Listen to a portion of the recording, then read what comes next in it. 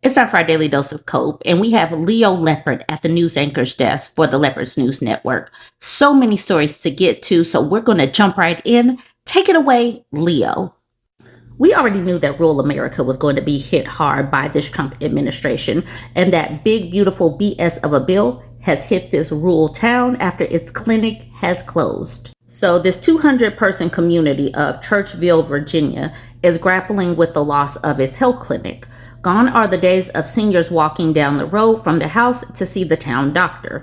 Augusta Medical Group cited the healthcare provisions in Trump's signature legislation, the one big beautiful BS of a bill, for closing the rural clinics in Churchville and 2 other locations.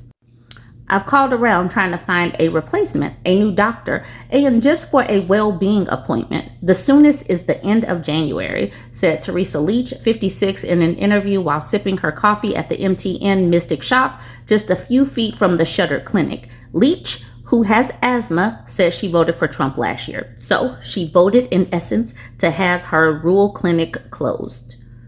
Trump carried Augusta County, which includes Churchville, by nearly 50 points in 2024.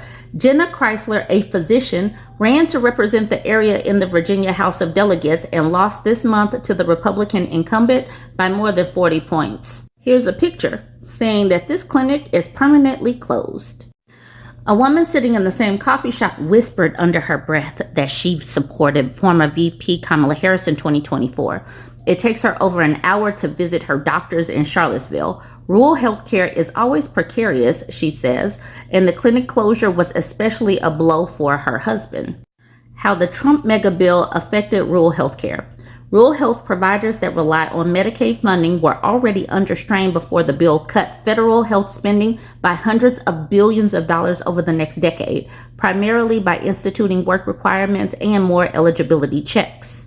I think they are very concerned, and they're going to be even more concerned when it starts hitting them personally, said Chrysler, the physician that ran as a Democrat, of the clinic closures. A spokesperson for Runyon said he was not available for comment.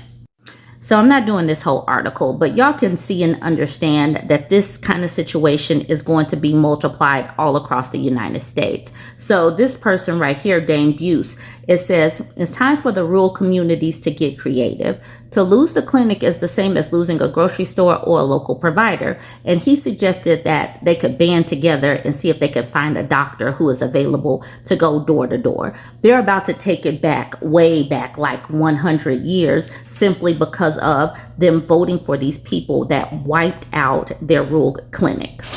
This was posted in the leopards-ate-my-face. It says, Dawn is a proud MAGA extremist who voted for Trump.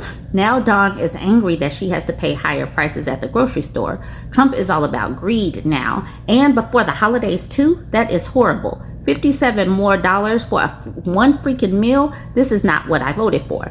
Now, when Victor posted this, he cut off her name. He did this on purpose, but I was able to figure out who this Dawn was. Now we have Dawn Renee Warren. She is feeling frustrated. You see, she has right here, "We are Charlie." She says, I picked up numerous needed items from the stores today. The prices went up again. And then she gives these angry faces. I'm getting disgusted. Trump is all about greed now and before the holidays too. I feel so much worse when I think of the children being involved and affected. At least mine is grown and successful. I was even talking to one of the cashiers about this, and she compared her Thanksgiving dinner from 2024 to 2025.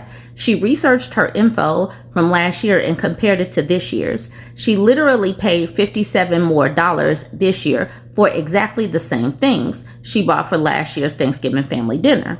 She says she is very basic and always buys the exact same items, and she did just that. That is horrible. $57 more for one freaking meal? This is not what I voted for. And where has RFK been? What have they been doing about all these foods and drinks that are making us so sick or taking us out?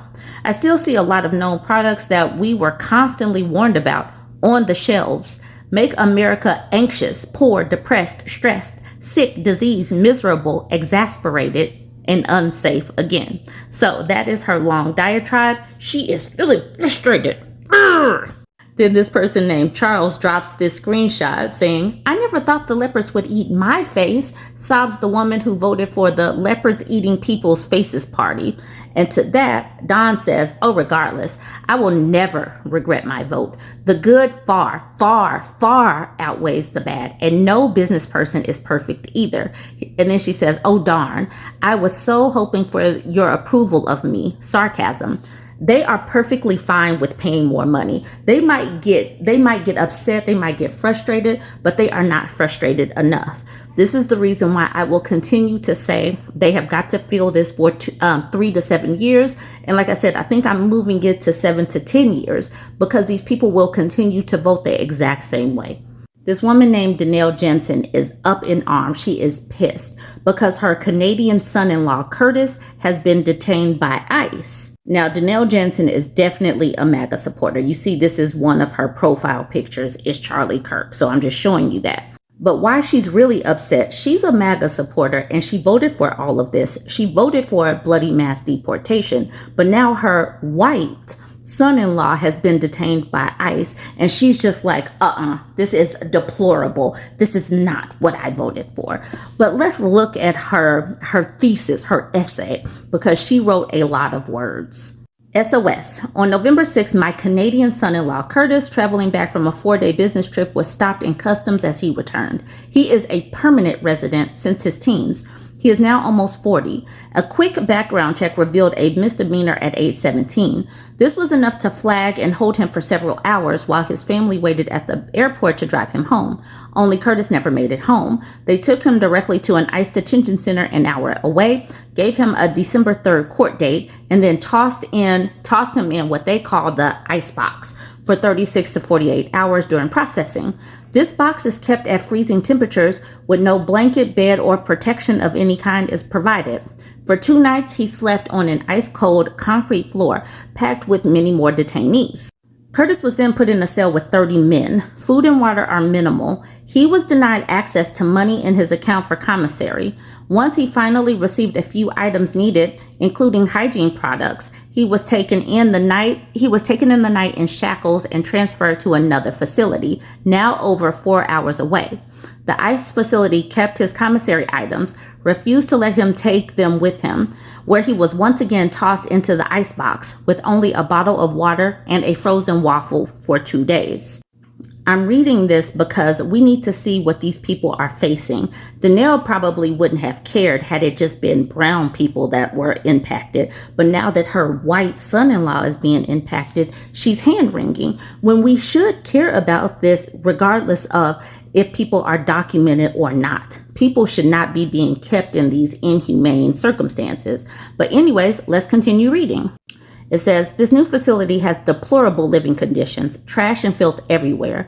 When he was assigned a bed, he had to clear it from trash and dirt buildup. Keep in mind, this is a privately owned facility funded by the government.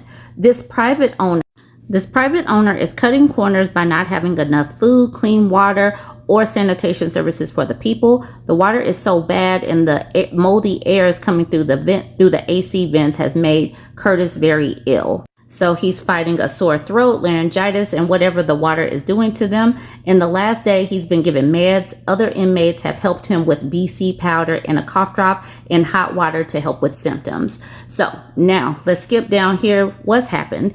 Down here in yellow, it says Curtis has made friends with others in the exact same shoes as he. He made mistakes as a teen and young man, but has paid his dues in restitution. One young man in there was asleep in his dorm when ICE came and took him from his bed while he slept due to an expired visa. Nothing on his record. This guy has been in the U.S. since age 1. He is 25. He faces deportation to a country that he's never known and doesn't speak the language. And so the thing is, the reason why I'm pointing this stuff out is because many of these people are not hardened criminals, but so many of these people were holding signs like bloody mass deportation, get rid of millions upon millions of people. But now that the whites are also being impacted, now they're like hand-wringing. We need to have some kind of system. We definitely do. But the way they are going about it is terrible. But I do believe that it needs to impact, it needs to touch people like Curtis. All right, I'm going to skip a little bit more. It says currently he's waiting to sign a form giving permission for representation. The facility has withheld this form for antagonistic reasons. This form should have been available to him with the first request. We are still waiting for it today. What is he facing? Deportation. If Curtis is deported, my daughter and baby granddaughter will be forced to move to Canada in order for them to keep their family together. However, this would separate him from his two young boys, which he's been given 50-50 custody by proving he can give them the stability and care they deserve and need. Taking their father away would set these boys up for further devastation and many other issues as they navigate a dysfunctional setting outside of the home he has provided for them. My daughter is facing the possibility of being removed from her country, separated from her entire family, and traveling back and forth to the U.S. without Curtis. His parents are also devastated and face terrible separation as well. Folks like Curtis are not being granted bond. He isn't a flight risk. He will gladly go in front of a judge and plead his case. However, we are hearing these detainees don't always get to have their say. As I research this further, I am coming upon more and more similar scenarios that make no sense.